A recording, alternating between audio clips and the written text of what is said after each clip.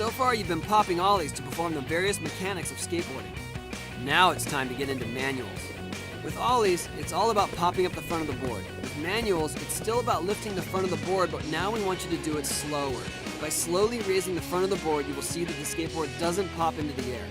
Instead, we are initiating a manual, or what some people would call a wheelie. Now we're riding on 2 wheels instead of 4. The fun and challenging thing about manuals is maintaining your balance for as long as possible. Try holding your position and see how long you can last. You'll notice that when you're doing a manual, a meter comes up. This meter shows your balance while manualing. The green zone of the meter is where you want to be for maximum scoring. It looks easy, but takes a lot of skill to maintain that balance properly. Are you up for it? Let's get back in and start manualing.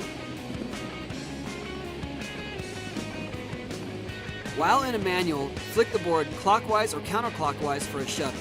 Manualing is all about slowly raising the front of the board. Nose manuals are the opposite. Instead of raising the front of the board, you raise the back. You'll want to reposition your feet so the front foot is on the front curve of the board. Once positioned, lean forward slowly to raise the back of the board. To perform a manual revert, simply manual and then rotate the board 180 degrees while the board is still lifted. You can get huge scores by performing combinations of tricks. One of the best ways is to pull off a trick, land in a manual, and continue to another trick. The key is to pull off any trick or come off a grind and stay in a manual position. That means landing with the front or back of the board still raised up.